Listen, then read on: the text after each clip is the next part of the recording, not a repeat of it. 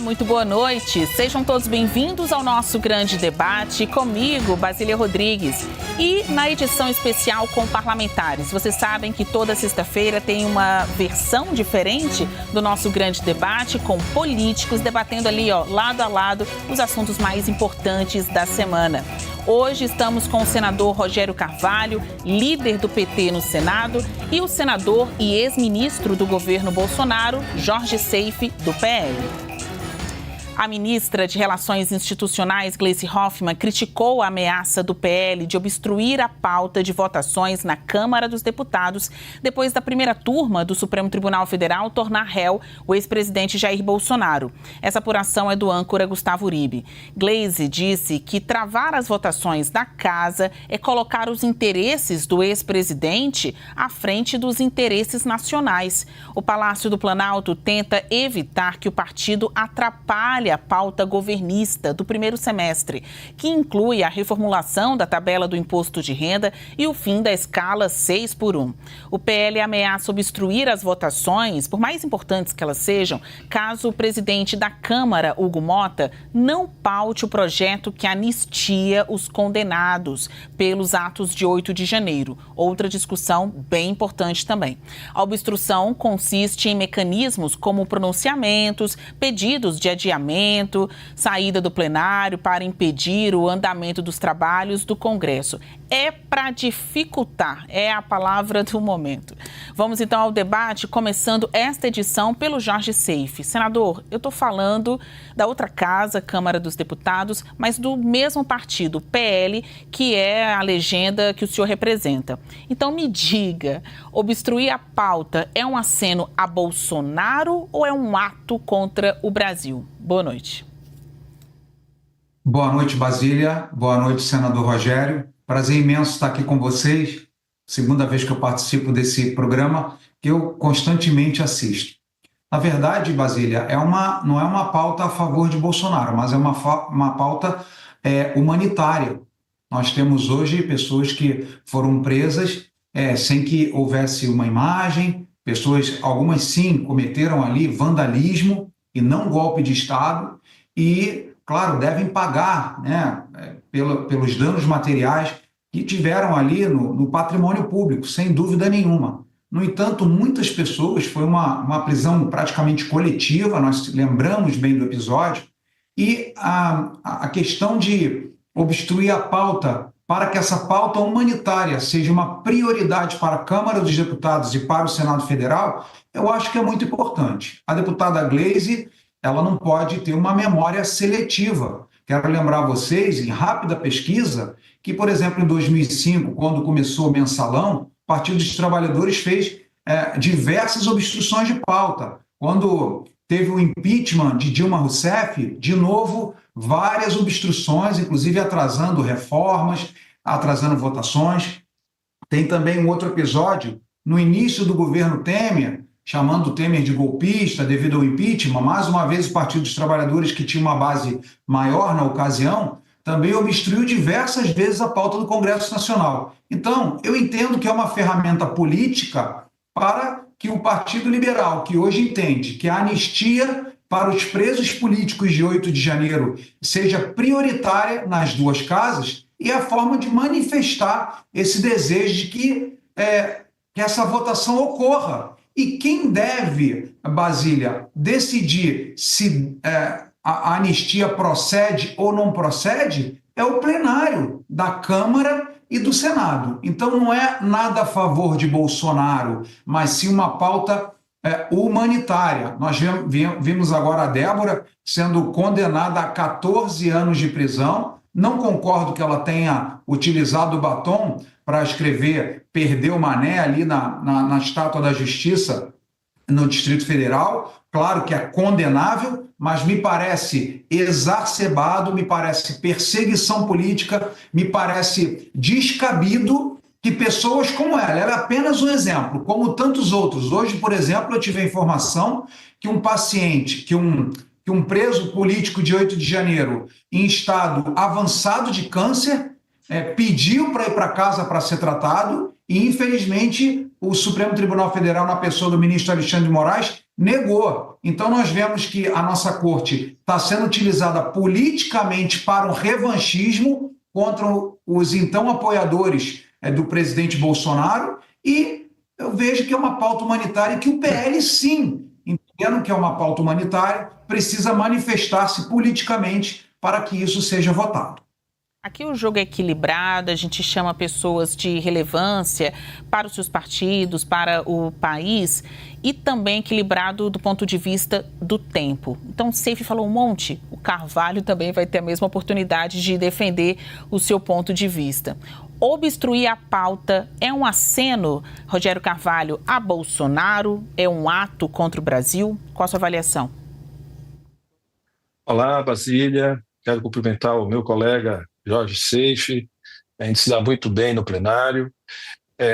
Primeiro que eu acho que nós temos um problema maior que aconteceu no Brasil, que foi a orquestração de um golpe de Estado e que é previsto numa lei que foi aprovada pelo Congresso Nacional, pelo Senado da República, que é a Lei do Estado Democrático de Direito, que prevê uma tipificação de penas para quem atenta contra a democracia. É importante dizer que aquela prisão que houve, mais de 1.200 pessoas presas, metade fez acordo de não persecução criminal, a outra metade preferiu ir a julgamento. E dessa metade, 205 dos 497 que foram a julgamento, 205 tiveram uma pena de 14 anos e 257 tiveram uma pena de 1 ano. E apenas uma pessoa teve pena de 17 anos. Portanto, o julgamento ele é individual, ele é baseado na lei e nos tipos penais que foram infringidos.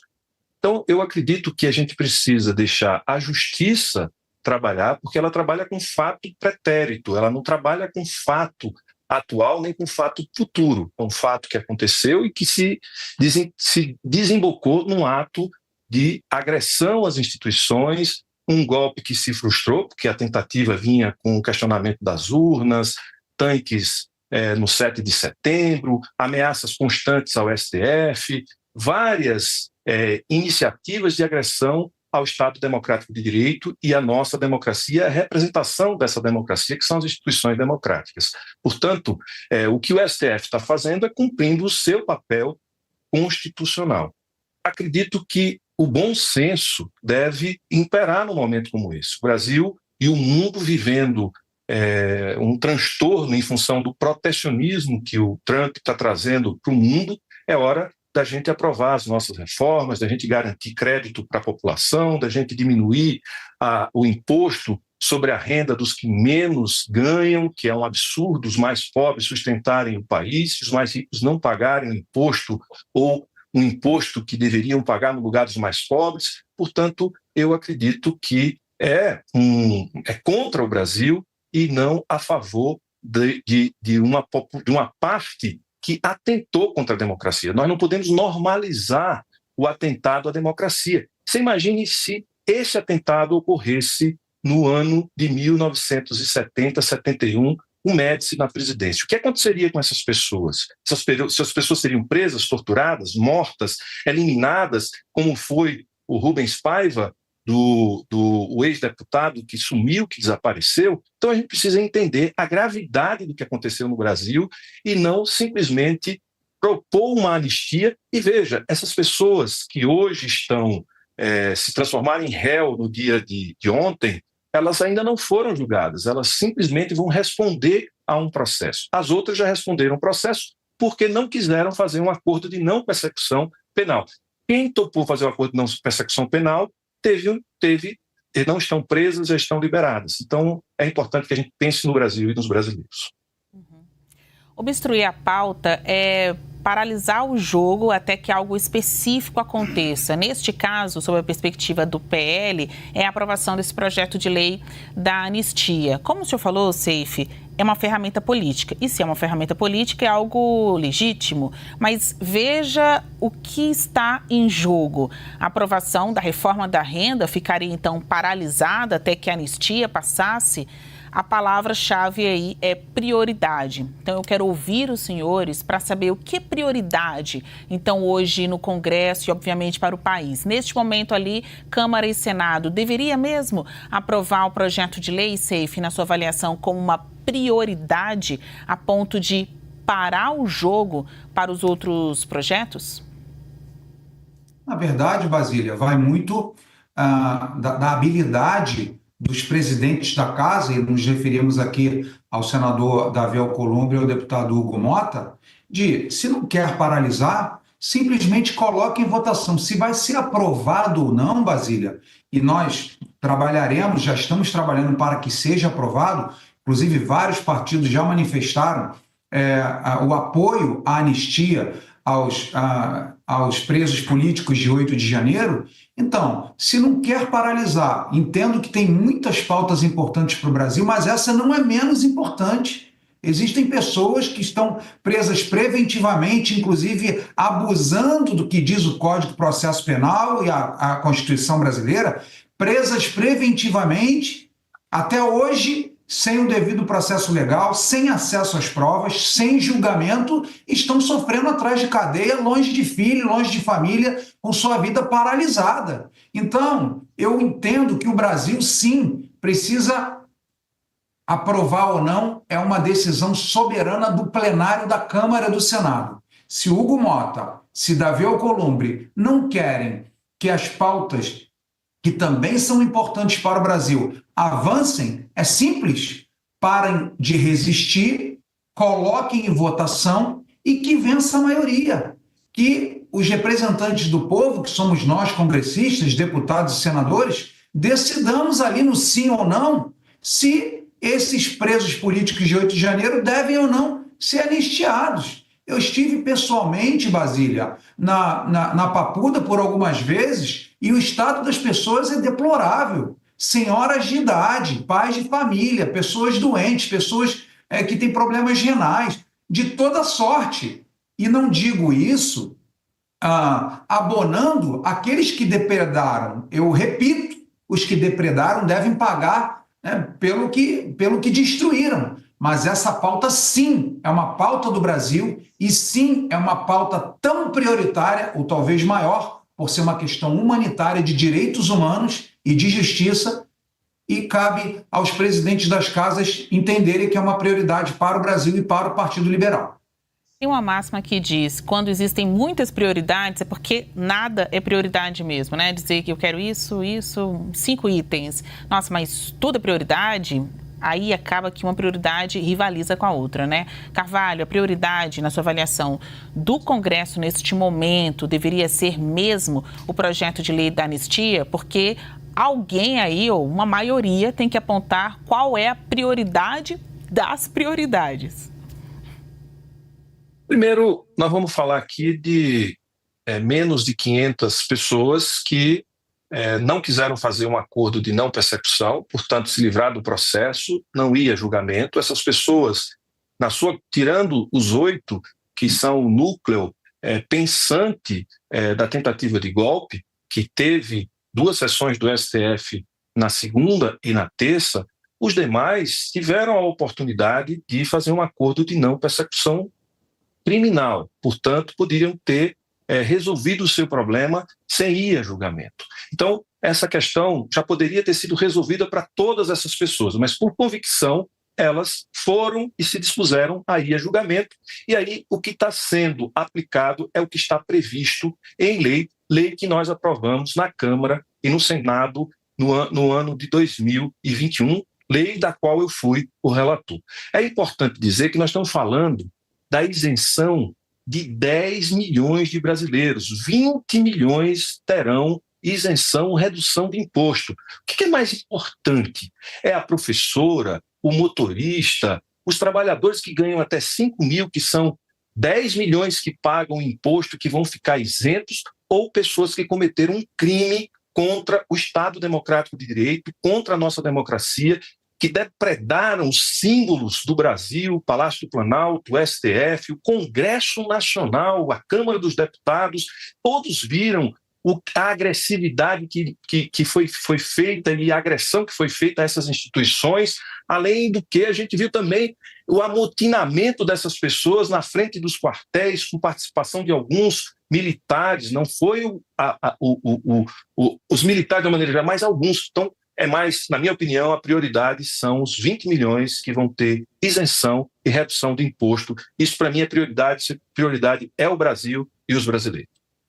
Eu gostaria que vocês falassem do que já viram, dos projetos de lei que estão tramitando lá, de qual anistia nós estamos falando, porque, até onde eu sei, esse que foi aprovado, né, na Comissão de Constituição e Justiça da Câmara e que ainda está pendente de uma comissão especial na Câmara e só depois iria para os senhores no Senado, ele é dirigido às pessoas condenadas especificamente pelo 8 de janeiro.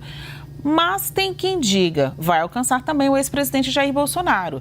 Ele que está sendo julgado, né, está sendo processado no STF, respondendo por vários outros crimes, como até mesmo a tentativa de matar, um plano para matar Lula, Alckmin e o próprio ministro Alexandre de Moraes. Seif, você que é senador da bancada do PL, que já deve ter visto 1, 2, 3 projetos sobre anistia, de qual anistia nós estamos falando? Se esse texto for aprovado, Bolsonaro vai ser beneficiado? Olha, o deputado Rodrigo Valadares, que foi o proponente desse PL da anistia, ele consultou, inclusive, o presidente Bolsonaro e isso já se tornou público, Basília. O presidente Bolsonaro não quer, em absoluto, ser o centro desse projeto de anistia. Acusar Bolsonaro de golpe de Estado é patético, é ridículo, até porque a tal da minuta do golpe, eu assisti no plenário do Supremo Tribunal Federal, nessa última semana, estava lá ao lado do presidente Bolsonaro acompanhando. Então, ali nós vimos advogados, todos eles, praticamente unanimidade, os advogados dos réus, né? Dos acusados, melhor dizendo que não tiveram acesso até o dia de hoje. O processo já começou a ser julgado, eles não tiveram acesso às provas que apontam a culpa para os seus clientes, inclusive o presidente Bolsonaro. Nós tivemos a tal da minuta do golpe, que é um apelido que o ministro Alexandre de Moraes deu para uma minuta de decreto de estado de defesa. E é uma coisa muito diferente, ou seja, é uma narrativa. E para se ter um estado de defesa, nós sabemos, tem que consultar o Conselho da República, como diz o artigo 136, tem que consultar o Conselho de Defesa Nacional e tem que ser aprovado pelo Congresso Nacional. E uma minuta, Basília, apócrifa, sem assinatura, sem lei nenhuma imprensa, sem nenhum carro de som, ou seja, uma minuta que não tem nada assinado, ninguém leu, ninguém viu, acharam numa gaveta e estão acusando o presidente Bolsonaro e os demais por um documento em branco. Então, para mim, é um grande absurdo e, com certeza, o presidente está preocupado com esses presos políticos de 8 de janeiro e não consigo mesmo. Rogério Carvalho, e se for assim, passa um projeto de lei da anistia que não beneficiaria o ex-presidente Jair Bolsonaro? É pagar para ver? Primeiro que o projeto abrange todos e é retroativo a 2021. Então, nós temos esse projeto, ele é muito abrangente e ele tem como finalidade não proteger os que estavam na rua somente no dia 8 de janeiro. É toda a arquitetação para dar o golpe. O povo viu. A gente viu no dia 12 de dezembro de 2022, os atos de queima de ônibus, uma série de pequenos atentados que ocorreram em Brasília. Nós vimos o caminhão-tanque que quase explode no aeroporto de Brasília. Nós vimos o ato do dia 8 de janeiro, ou seja, tudo isso. E veja, a investigação do 8 de janeiro levou a gente investigou a negligência do secretário de Segurança Pública do Distrito Federal, da Polícia Rodoviária Federal, a gente investigou tudo. Então, tudo isso foi investigado e isso chegou a minuta para decretar o estado de emergência. Ou seja, era para criar o caos e decretar o estado de emergência e aí não garantir. Além do planejamento da morte do presidente eleito, do vice-presidente e do presidente do TSE. Ou seja, todas as autoridades legítimas seriam eliminadas e, portanto, as condições para o estado de defesa estavam dadas, portanto, isso se caracteriza como uma tentativa de golpe muito clara. Olha, o julgamento está na sua fase inicial, é apenas o começo. A gente fala desse assunto em outra oportunidade, porque no próximo bloco, a deputada federal Carla Zambelli diz que ficou triste com a declaração do ex-presidente Jair Bolsonaro de que ela teria sido responsável pela derrota dele nas eleições de 2022. E o grande debate quer saber: Zambelli foi mesmo decisiva para Bolsonaro perder a eleição? O que você acha? Daqui a pouco a gente discute isso.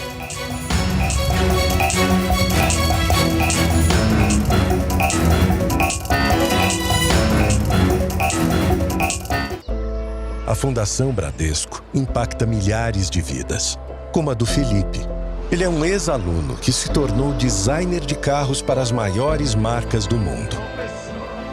A Fundação Bradesco incentiva cada criança a acreditar nos talentos e sonhar com um futuro cheio de possibilidades. Fundação Bradesco. Só a educação transforma.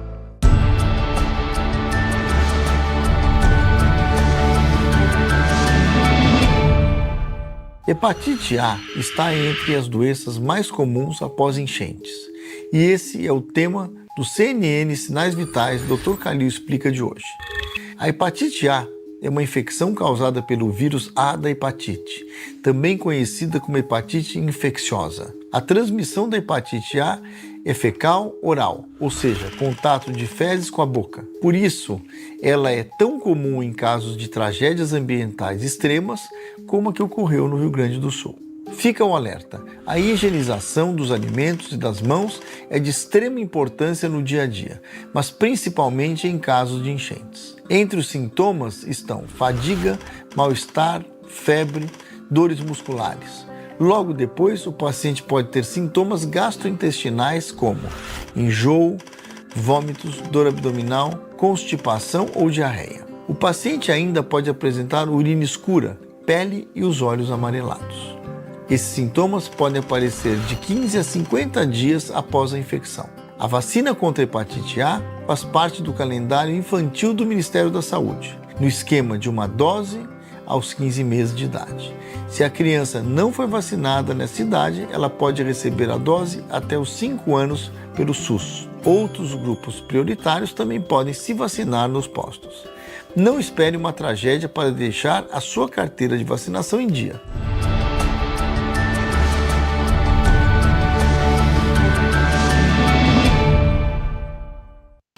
A partir de 2026, pela primeira vez na história, quem ganha até R$5.000 não vai mais pagar imposto de renda. É imposto zero. Com a aprovação dessa proposta, o governo vai beneficiar 10 milhões de brasileiros. E para compensar a arrecadação, apenas 141 mil pessoas de alta renda vão passar a contribuir com o mínimo. É mais dinheiro no bolso para aquecer a economia e fazer o país crescer mais. É o governo federal construindo um Brasil mais justo. Daqui a pouco, no The Golf Brasil e no programa dessa semana, a gente vai mostrar 3 oportunidades de você jogar golfe sem sair de São Paulo. No Driving Range, no Bom Retiro, ao lado da Estação da Luz. Que é um equipamento importado, onde ele tem as 2 estações, né? Na Federação Paulista de Golfe. Que a gente tem aqui vários tipos de simulador que você pode realmente vir preparado para que eu bata a bola. E no melhor simulador de golfe do Brasil, aqui no bairro Cidade Jardim. The Golf Brasil. Daqui a pouco. The Golf Brasil. Apoio C6 Carbon Mastercard Black. Para suas viagens e para a sua vida.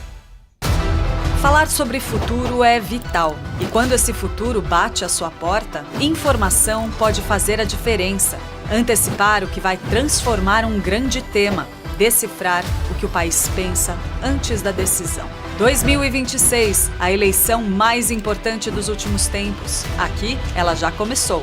Um programa mensal comigo, Clarice Oliveira e Antônio Lavareda. Domingo, 10h45 da noite.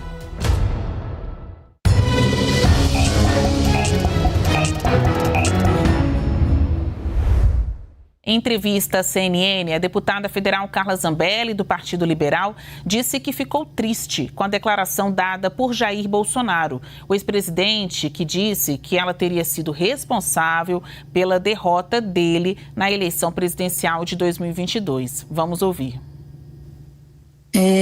A gente não conversou, e assim, acredito que como ele anda... traz isso, né, essa mágoa de lá de trás, acho que vai ser difícil a gente conversar, mas eu não acho que tenha sido eu a culpada. Eu acho que pode sim ter acontecido algum tipo de mudança de voto, ou seja, pode ter influenciado, mas não acho que a influência tenha sido tão tamanha para poder tomar a eleição dele. Para mim, o Bolsonaro perdeu por outro motivo e não por esse exatamente da arma. Mas é claro, essa declaração do Bolsonaro me deixou bastante entristecida, é um peso muito grande, né, que para uma pessoa carregar, ainda mais uma pessoa como eu, que sou patriota, que tenho uma responsabilidade muito grande para com as pessoas, né, para com o meu país. Olha, é um misto de emoções, a deputada Carla Zambelli, que para a maioria dos ministros do Supremo Tribunal Federal tem sim que ser condenada pelos crimes de porte ilegal de arma e também constrangimento ilegal naquele episódio que aconteceu às vésperas das eleições de 22, quando ela, depois de dizer ter sido ofendida por uma pessoa, sai andando na rua com uma arma em punho. Todo mundo lembra dessa cena, né? E agora vem Bolsonaro dizer, foi por isso que eu perdi. Carvalho, Zambelli foi mesmo decisiva para o ex-presidente Jair Bolsonaro perder a eleição? O presidente Bolsonaro, ele sempre transfere a responsabilidade dele para terceiros. O presidente Bolsonaro perdeu a eleição porque ele fez um governo muito ruim. E ele foi responsável na pandemia por nós perdermos 700 mil vidas. Desse total, metade poderia ter sido evitada se ele não tivesse negado a vacina, se ele não tivesse inventado a cloroquina, se ele não tivesse sido contra o lockdown, se ele não tivesse atrapalhado as autoridades de saúde pública para controlar a pandemia no Brasil. Então ele perdeu a eleição porque ele foi cruel com o povo brasileiro. Seife, a mesma pergunta para você. Zambelli foi decisiva para Bolsonaro perder a eleição? Ainda mais você, sendo do PL, que é o mesmo partido que a Carla Zambelli. Se puder mostrar, nos contar isso. Você ainda tem contato com a Carla Zambelli? Vocês falam sobre política, falam sobre Bolsonaro? Basília, a Carla Zambelli é uma grande amiga e eu entendo que ela é uma grande política, sempre lutou pelas liberdades do nosso país. Logicamente, aquele dia foi um dia muito infeliz na vida dela e na nossa vida enquanto partido, e o presidente Bolsonaro, como também sempre defendeu o porte legal de armas para pessoas de bem, assim como eu, nós sabemos que ela fez ali ela tomou uma medida agressiva, absurda, que não se justifica.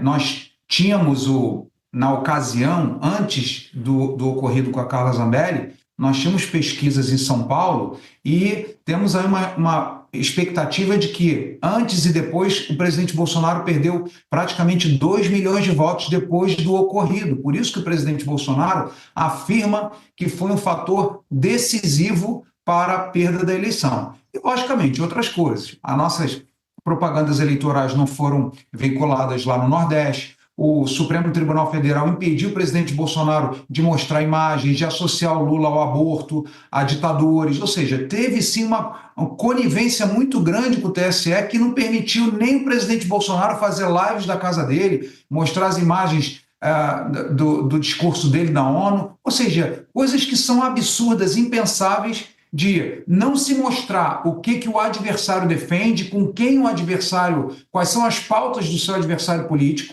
Então, eu tenho certeza que o evento com a Carla Zambelli prejudicou sobremaneira a eleição do presidente Bolsonaro, não só em São Paulo, como nós temos esse número, como em todo o Brasil, pelo choque que as pessoas tiveram por uma pessoa desarmada ser perseguida, como ouvimos nas imagens, inclusive aqui na CNN. Em 30 segundos, a gente falou sobre por que perdeu em 2022. Então, eu vou perguntar para vocês quem vai ganhar em 2026. Por favor, respeitem 30 segundos. Rogério Carvalho, quem e por que vai ganhar em 2026? Vai ganhar em 2026 quem cuidar melhor do povo brasileiro. E nós queremos cuidar do povo brasileiro, queremos aprovar todas as medidas para melhorar a vida do nosso povo, porque o Brasil é dos brasileiros e não é de um grupo ou de outro grupo, é de todos os brasileiros e por isso que nós vamos ganhar as eleições. Seife. A Basília, inflação na estratosfera, juros na estratosfera, fuga de capitais, alta de dólar, agronegócio perseguido e tantos outros absurdos. Eu tenho certeza que em 2026 o presidente da República será reconduzido Jair Bolsonaro, justamente porque o presidente Lula falhou gravemente, foi o pior de seus governos, o Lula 3, e será demovido pela população brasileira. Eu chamo vocês depois para um próximo grande debate para a gente falar sobre a inelegibilidade do ex-presidente Jair Bolsonaro.